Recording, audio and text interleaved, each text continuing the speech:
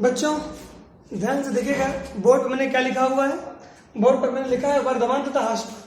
इससे पहले मैंने आपको राशियों के परिवर्तन की दर यानी कि एक्सरसाइज 6.1 मैंने करा दिया है।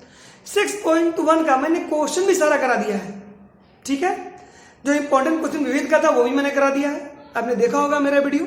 अब मैं स्टार्ट करने जा रहा हूं 6.2 वर्धमान तथा ह्रासमान इंक्रीजिंग एंड डिक्रीजिंग। यानी कि इंक्रीजिंग का मतलब बढ़ना और डिक्रीजिंग का मतलब घटना, ठीक है। वर्धमान बढ़ना तथा ह्रासमान का मतलब क्या होता है, घटना होता है बच्चों। यानी कि अब जो मैं एक्सरसाइज पढ़ाने जा रहा हूं वह एक्सरसाइज है EXERCISE एक्सरसाइज 6.2। देखिएगा बच्चों, अब मैं जो एक्सरसाइज पढ़ाने जा रहा हूं वो एक्सरसाइज कितना 6.2 एक्सरसाइज बच्चों मैं स्टार्ट करने जा रहा हूं। तो देखिए मैंने आपसे बोला था कि आप लोग अंतराल पढ़ लीजिएगा, ठीक। लेकिन अभी मैं आपको अंतराल के बारे में नहीं बता रहा। पहले मैं आपको वर्धमान और ह्रासमान होता क्या है, इसको निकालते कैसे हैं, ठीक, इसके बारे में आपको बताना चाहूंगा, ठीक है। इसके बाद एक इसमें दो चीजें और आएंगी, शब्द ध्यान सुनिएगा। एक आएगा निरंतर वर्धमान, निरंतर वर्धमान, और दूसरा एक टर्म आएगा निरंतर ह्रासमान। निरंतर वर्धमान का मतलब क्या होता है, निरंतर वर्धमान का मतलब होता है स्ट्रिक्टली STRICTCILY स्ट्रिक्टली इंक्रीजिंग, ठीक है, strictly increasing and strictly decreasing. यानी कि अब मैं जो चैप्टर स्टार्ट करने जा रहा हूं उसमें आपका चार चीजें बच्चों आने वाली हैं। पहला इंक्रीजिंग, दूसरा डिक्रीजिंग, तीसरा स्ट्रिक्टली इंक्रीजिंग और चौथा स्ट्रिक्टली डिक्रीजिंग। तो पहले चारों आप समझ लें, ठीक। देखिएगा बच्चों, जो मैंने वर्धमान बोला तो समझ गए कि बढ़ना, ठीक, और ह्रासमान बताया तो भी आप समझ गए घटना।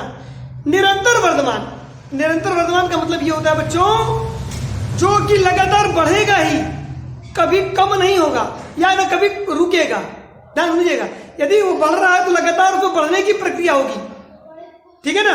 वो उसमें कांस्टेंट होने की प्रक्रिया नहीं होगी, उसमें अचर होने की प्रक्रिया नहीं होगी। मैं क्या बात बताना जा रहा हूं, क्या उसको मैं बोर्ड बताऊंगा आपको, जरा देखिएगा। अब हेडिंग चलिएगा वर्धमान।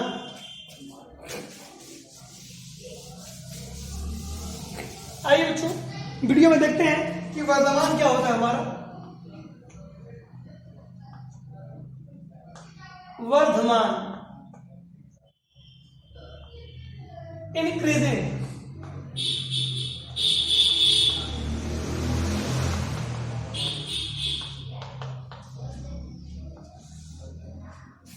बच्चों यह वर्धमान क्या है सुनिएगा, ध्यान सुनिएगा। जैसे कोई चीज, जैसे मैं एक एग्जांपल दे रहा हूं तब आपको ज्यादा समझ में आएगा। एग्जांपल दे रहा हूं, जैसे कि मैंने शेयर मार्केट में पैसा लगा दिया। ध्यान सुनिएगा, मेरे पास 50,000 रुपए थे, मैंने शेयर मार्केट में लगा दिया, ठीक। मैं एक महीने बाद जाके देख रहा हूं तो वो मेरा पैसा बहुत तेजी से बढ़ गया। बढ़ने का मतलब क्या हुआ, मैं एक महीने बाद जाके देख रहा हूं तो 50,000 जहां था शेयर मार्केट में, आप जानते हैं कि पैसा बहुत जल्दी से बढ़ता है या बहुत जल्दी से गिरता है या कांस्टेंट रहता है, यानी कि स्थिर रहता है, ना बढ़ता है ना ही घटता है, ठीक। सुनिएगा, मैंने 50,000 लगा दिया, 50,000 में एक महीने बाद जाके देख रहा हूं तो मैंने देखा कि मुझे 50,000 का मुझे 60,000 रुपए मिल रहे हैं, ठीक। यानी कि मेरा पैसा बढ़ा। फिर मैं एक महीने बाद, फिर 2 महीने बाद जाके देखता हूं बच्चों, फिर मैंने पाया क्या, मेरा पैसा 90,000 रुपया हो गया। तो मुझे लगा कि लगता है कि इस साल मैं ज्यादा पैसा कमा लूंगा और मेरा पैसा क्या है बहुत तेजी से बढ़ रहा है। मैंने 50,000 रुपए लगाए और 50,000 रुपए 3-4 महीने में मान के चले वो 90,000 रुपए हो गए, ठीक। तो मैं फिर क्या किया, फिर मैं रुक गया और रुक करके फिर मैं 5 महीने बाद जाके देखा। जब 5 महीने बाद जाके देख रहा हूं तो मेरा जो 90,000 रुपया था, जो कि 50,000 से 90,000 रुपया था, अब 90,000 से बढ़ा नहीं, स्थिर रह गया। स्थिर रहने का क्या मतलब है, घटेगा नहीं बच्चों। ध्यान सुनिएगा, क्योंकि इसमें इंक्रीजिंग है तो डिक्रीज होगा ही नहीं, पहली बात, ठीक। तो कांस्टेंट हो गया, यानी कि पहले के 3 महीने वो बढ़ा, बाकी के 5 महीने वो क्या रहा, कांस्टेंट रहा। यानी कि पहले के 3 महीने में मैं 50,000 से 90,000 पहुंच गया, लेकिन बाकी का जो 5 महीना आया उसमें क्या हुआ, उसमें हमारा पैसा 90 का 90,000 ही रहा, बड़ा घटा नहीं। बात समझे, यानी कि 50,000 से 90 और 90 पर वो कांस्टेंट हो गया, घटा नहीं, याद रखिएगा। तो इसके बाद फिर मैं 1 साल बाद जाके देख रहा हूं तो वो फिर अब 1 लाख रुपए हो गया। सुनिएगा, तो कहने का मतलब ये 3 स्थितियां आई। पहला बढ़ा, दूसरा कांस्टेंट रहा, और तीसरा फिर बढ़ा। तो देखिए इसका ग्राफ कैसे जाएगा, ध्यान से देखिएगा, वर्तमान का ग्राफ कैसे जाएगा, आइए देखते हैं।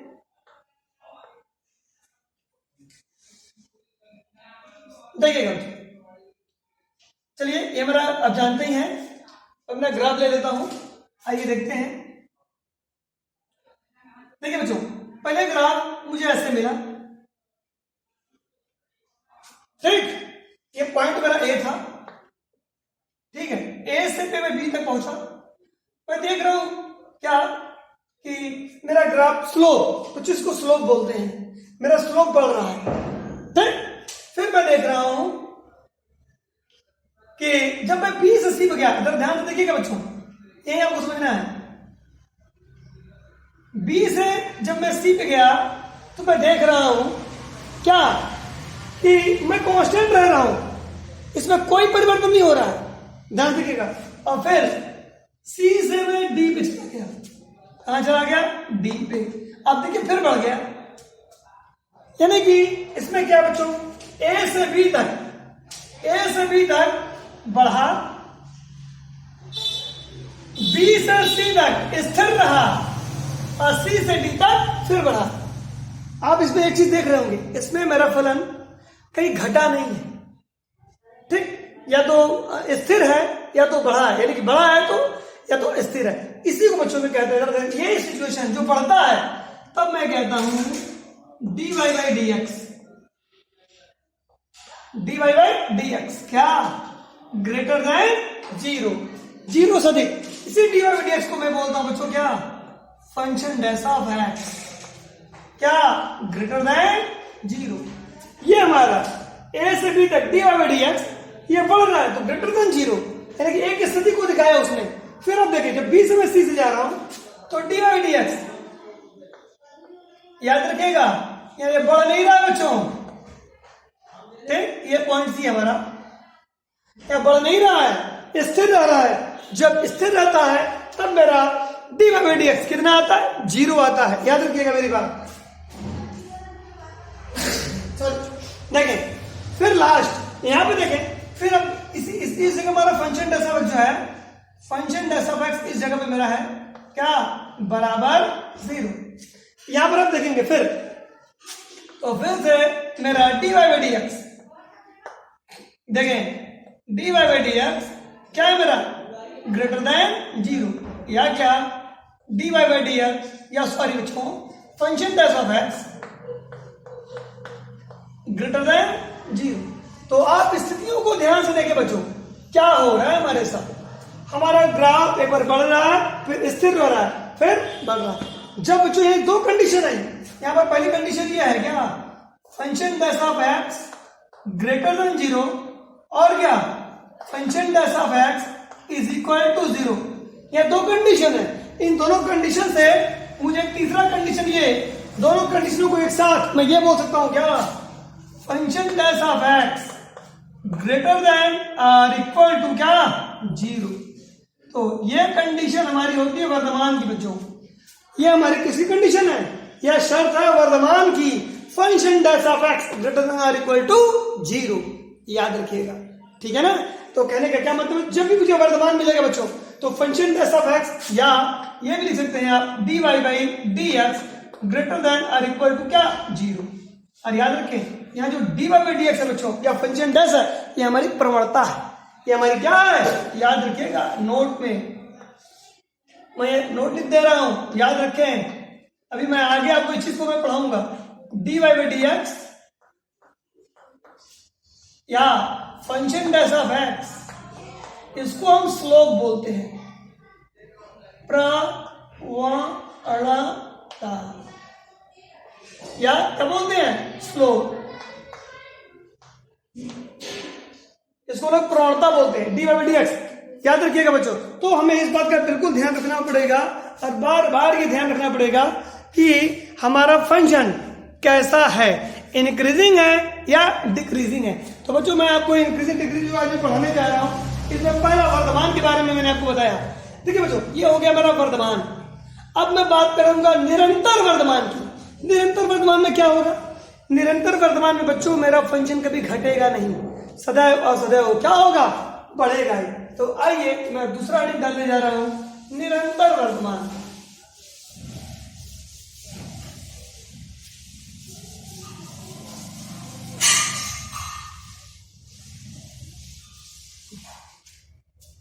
तो बच्चों लिखे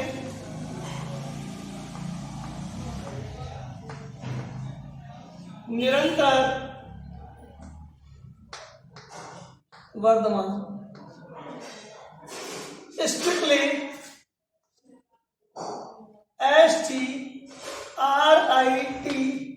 STRITCILY, ठीक है? Strictly increasing. कहेंगे सर इसका ग्राफ कैसे होगा? आप ये पूछेंगे सर, देखिए मैं बनाने जा रहा हूं बच्चों इसका भी ग्राफ, वैसा ही थोड़ा सा चेंज है। इसमें बच्चों कांस्टेंट वाला टर्म नहीं आएगा। इसमें एक बार ग्राफ बढ़ रहा है तो लगातार क्या होगा? बढ़ता जाएगा। जरा देखिए,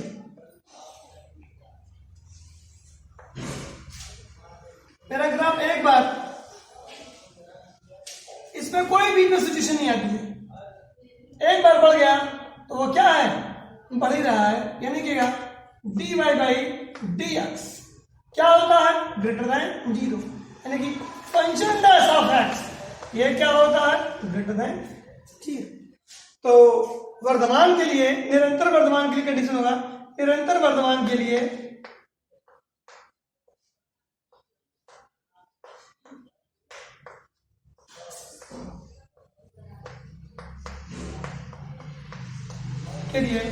जरूरी है function dash of x greater than 0।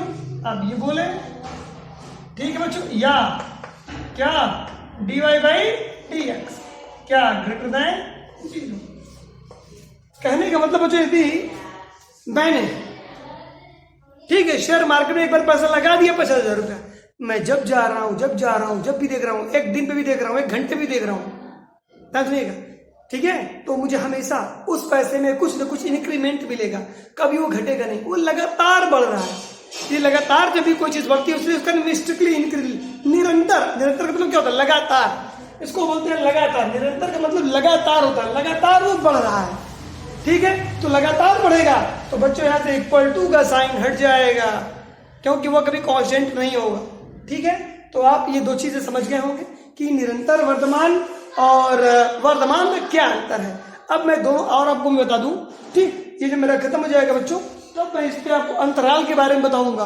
अंतराल के बारे में बताने के बाद बच्चों मैं आपको क्वेश्चंस भी बताऊंगा, ठीक है। आप देखते रहें। आइए, अब आइए वर्तमान के बाद हमारे पास आता है ह्रासमान। ह्रासमान बच्चों की घटना, ठीक है। जरा देखें ये कौन सी स्थिति है, इसको भी अच्छे से आप समझ लें कि ह्रासमान, आप समझ गए होंगे सर, मेरे इन दोनों में इस वीडियो से आपको पता चल गया होगा कि मैं ह्रासमान में क्या करूंगा, ठीक है। आइए देखते हैं।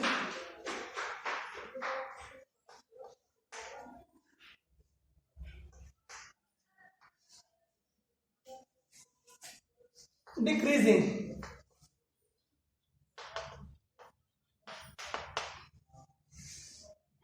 बच्चों अब ह्रासमान की मैं बात कर रहा हूं तो कैसे मेरा फंक्शन ह्रासमान होगा सुन लें। सिंपल सा एग्जांपल है ये भी, जैसे मैंने 50,000 रुपये लगा दिए, ठीक, शेयर मार्केट में, एक महीने बाद जाके देखा घट के 40,000 रुपये हो गया, ठीक, बड़ा दुख हुआ, पैसा घट गया। तो फिर तो चलो भाई उम्मीद में बढ़ जाएगा, फिर मैंने छोड़ दिया, कुछ दिन के लिए आओ, फिर मैं जाके देख रहा हूं, 2 महीने बाद जाके मैं देख रहा हूं फिर से 40,000 ही है, कांस्टेंट हो गया। अभी कांस्टेंट है, एक बार घटा, मैंने पैसा लगाया, 1 महीने बाद जाके देखा तो वो 40,000 हो गया था, घट गया, फिर मैं 2 महीने बाद फिर जाके देखा, फिर देख रहा हूं कि नहीं अभी भी 40,000 है, चलो भाई ठीक है, अभी तक बढ़ा नहीं है लेकिन घटा भी नहीं है, कांस्टेंट था।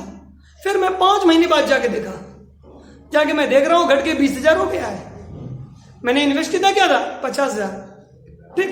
तो अब मैं टाइम इंटरवल पे जैसे जाके मैं देख रहा हूं, मैंने जाके एक बार देखा तो घट के 40,000 हो गया, फिर जाके दोबारा देखा तो भी वो 40,000 ही था, यानी कि कुछ दूसरे पीरियड में वो कांस्टेंट था। फिर तीसरे जब टाइम ऑफ पीरियड आया हमारा, जब तीसरी बार जाके देखा तो फिर से वो क्या हो गया, घट गया बच्चों, और घट के मेरा 20,000 पे चला आया। इसका मतलब बहुत बड़ा लॉस हो गया मुझे, फंक्शन हमारा क्या गया, बहुत बुरी तरह डिक्रीज कर गया। आइए देखते हैं डिक्रीजिंग के बारे में, और इसका ग्राफ कैसे मैं बनाऊंगा, आप उधर देखें।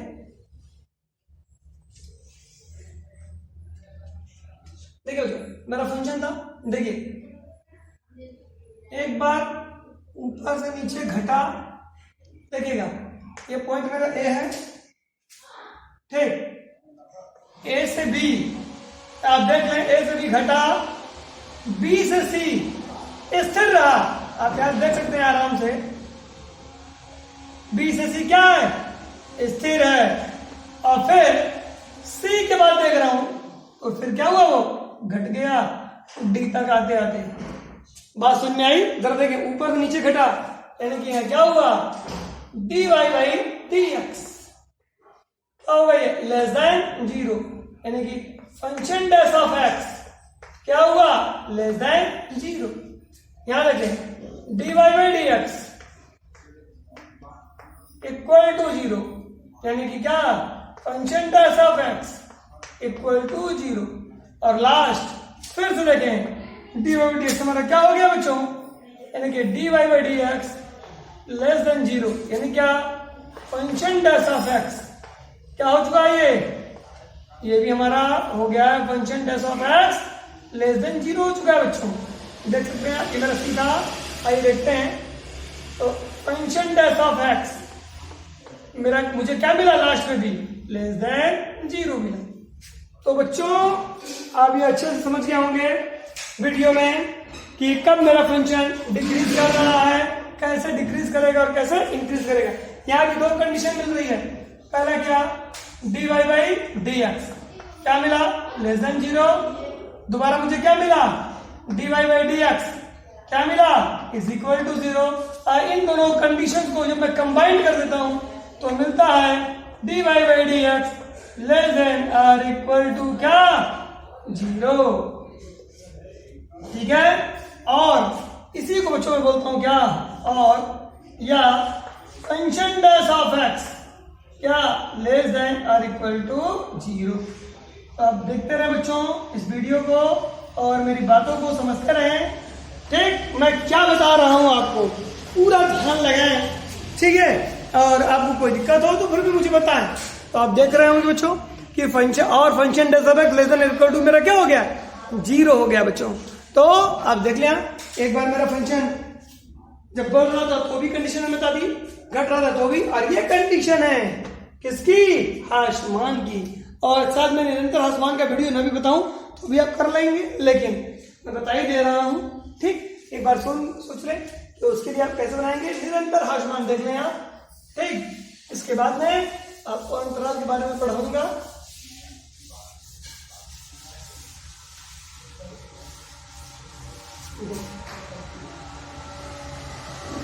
आप हमेशा ध्यान लगाते रहें।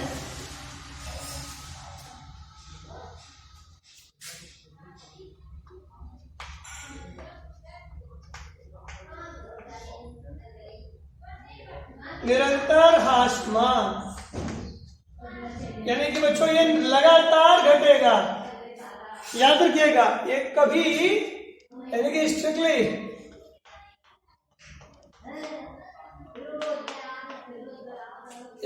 डिक्रीजिंग। तो स्ट्रिक्टली डिक्रीजिंग में क्या होगा हमारे पास, स्ट्रिक्टली डिक्रीजिंग में बच्चों ये लगातार हमारा क्या होगा, कम होगा। ग्राफ देख लें आप, देखें ये फंक्शन देखिए, लगातार 2 ही पॉइंट मिलेगा, बाकी इसमें कोई पॉइंट नहीं मिलेगा। ए से बी पे गए हम बच्चों, और d y by d x हमारा क्या हुआ, लेस देन 0 हुआ, यानी क्या, फंक्शन डैश ऑफ एक्स क्या हुआ, लेस देन 0 हुआ। इसमें इक्वल टू का कोई पार्ट नहीं आता, याद रखिएगा, इक्वल टू का पार्ट नहीं आता। तो निरंतर हाशमान का के लिए कंडीशन है, निरंतर हाशमान के लिए मैं लिख सकता हूं,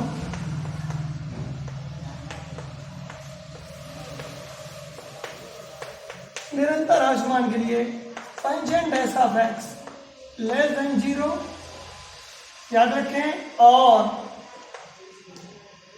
dy बाई डी एक्स क्या लेस देन 0। चलिए मैंने चारों कंडीशन आपको बता दी, ठीक है। अब चारों कंडीशन आप बच्चों अच्छे से समझ चुके हैं, ठीक। तो अब मैं आपसे अंतराल की बात करना चाहूंगा, ठीक। और मैंने एक बात आपको बोला भी था, शायद आपको याद भी हो, मैंने कल बोला था बच्चों अंतराल एक बार आप जरूर पढ़ लीजिएगा, ठीक है। तो बच्चों अंतराल के बारे में मैं थोड़ा सा आज आपको बता ही दे रहा हूं अपने इस वीडियो में भी, ठीक है। इसके बाद बताने के बाद मैं क्वेश्चन आपको बताऊंगा। तो जब भी बच्चों हम ये चैप्टर स्टार्ट करते हैं इंक्रीजिंग और डिक्रीजिंग, तो सबसे पहले हमारा एम क्या होगा? सबसे पहले हमारा एम ये होगा बच्चों कि हम क्वेश्चन को ध्यान से पढ़ें। क्वेश्चन में मैं आपको बता दूं एनसीईआरटी की बुक में भी थोड़ी सी, आप जो हिंदी वाली बुक है उसमें थोड़ी त्रुटियां हैं, मिलेंगी आपको, ठीक है। उसमें त्रुटियां क्या मिलेंगी? उसमें निरंतर हास्यमान और हास्यमान या निरंतर वर्तमान वर्तमान में कोई फर्क आपको नहीं दिखेगा, ठीक है, जबकि होता है, पहली बात, ठीक है। क्वेश्चन में कभी लिखा रहेगा क्या निरंतर वर्तमान लिखा रहेगा और उसमें कंडीशन निरंतर वर्तमान का लग जाएगा। कभी हास्यमान लिखा होगा उसमें भी कंडीशन निरंतर हास्यमान का लग जाएगा। तो बच्चों आपको मैं जैसे बता रहा हूं ये प्रिंटिंग की गलती है, ये एनसीईआरटी बुक की गलती नहीं, माने कि उसकी नहीं, वो जो प्रिंटिंग हुई है। क्योंकि आपको मैं एक बात और बताना चाहूंगा कि जो एनसीईआरटी की बुक होती है बच्चों, ठीक है, वो हिंदी मीडियम यानी कि आप देखेंगे तो हिंदी की 2 टाइप की बुकें आती है। मेरी इस बात को ध्यान से सुनिए पहले। हिंदी की एनसीईआरटी की बुक 2 टाइप की आती है। पहला वो जो एनसीईआरटी हिंदी में टाइप कराती है, यानी कि सेंट्रल बोर्ड जो सीबीएसई है, सीबीएसई भी अपनी बुक को हिंदी में भी छपवाती है, ध्यान सुनिएगा मेरी बात, और अंग्रेजी में भी छपवाती है। उसके दाम अलग होते हैं, उसकी हिंदी की बुक महंगी होती है, ठीक है। और दूसरी बुक, अब आपका जो सिलेबस हो गया है एनसीईआरटी पैटर्न ही है, आपको पढ़ना है, आप जान रहे हैं, आपको एनसीईआरटी पैटर्न नहीं पढ़ना है। तो अब आपके जो यूपी गवर्नमेंट है, यूपी गवर्नमेंट ने डुप्लीकेट बुक छपवा दी हैं, इसलिए कि बच्चों को कम दाम में वो बुक मिल जाए बच्चों, और कोई बात नहीं है। डुप्लीकेट का मतलब क्या, रीप्रिंट करा दिया है। डुप्लीकेट नहीं कहना चाहूंगा मैं, मेरे कहने का ये मतलब नहीं है, मेरे कहने का मतलब है कि उन्होंने रीप्रिंट कराया है कि जैसे कि यूपी बोर्ड के बच्चों को सुविधा मिले, ठीक है। तो उसमें आपको जो ज्यादा दिक्कत की बात नहीं आनी चाहिए। तो मिस प्रिंटिंग मात्र 1-2 चैप्टर में मिलेगा, जिसमें कि इसमें थोड़ी ज्यादा है, ठीक है। तो और कोई बात नहीं है।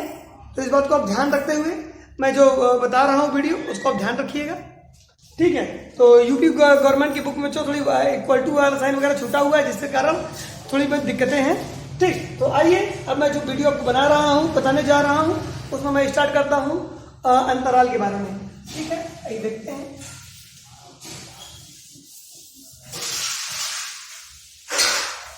देखिए बच्चों, मेरा अंतराल क्या होता है ये आप समझ लें पहले, ठीक है।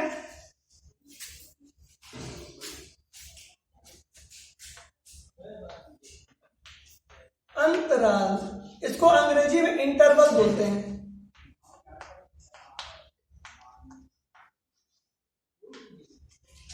यह मुख्यतः बच्चों 2 प्रकार का होता है। यह मुख्यतः 2 प्रकार का होता है। ठीक, पहला क्या होता है, बंद अंतराल।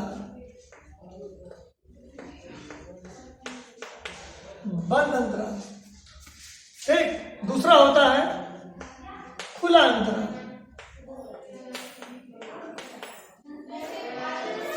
पहला बंद होता है, दूसरा खुला होता है, यानी कि यह होता है क्लोज्ड इंटरवल।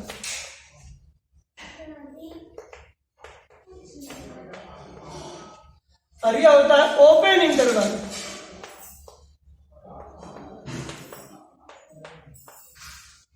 तो बच्चों 2 टाइप का है। बंद अंतराल को आपको याद होगा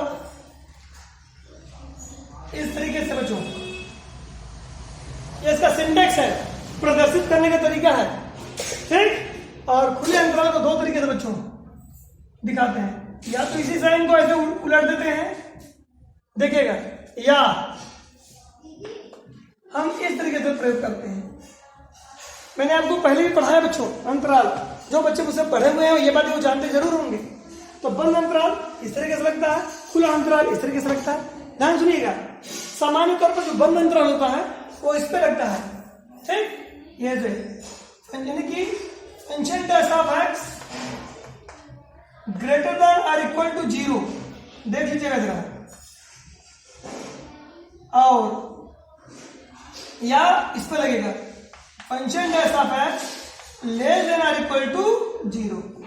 इसका मतलब वर्धमान और ह्रासमान जहां बोल दे, ये क्या मेरा वर्धमान के लिए लगता है बच्चों, और ये आसमान के लिए है,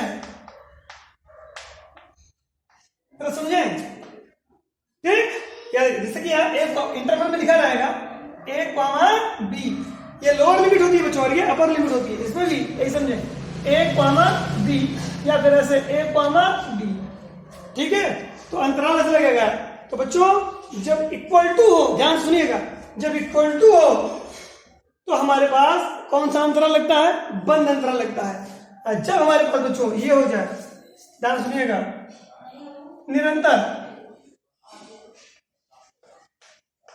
निरंतर वर्धमान, यानी क्या, function dash of x less than 0 या फिर निरंतर ह्रासमान,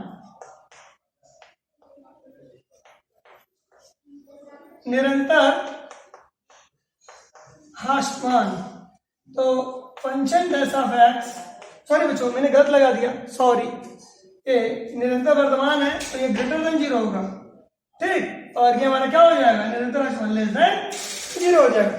तो निरंतर वर्धमान function dash of greater than 0 या निरंतर ह्रासमान में function dash of x less than 0, ये आप दोनों ध्यान में रखें बच्चों। तो जो मैंने आपको बताया, तो अभी इसके बारे में और भी मैं आपको बताऊंगा, लेकिन लगता मुझे मैं नेक्स्ट वीडियो में आपको बता पाऊंगा, ठीक है। आज के लिए इतना ही काफी है आपके लिए, ठीक, ध्यान रखिएगा।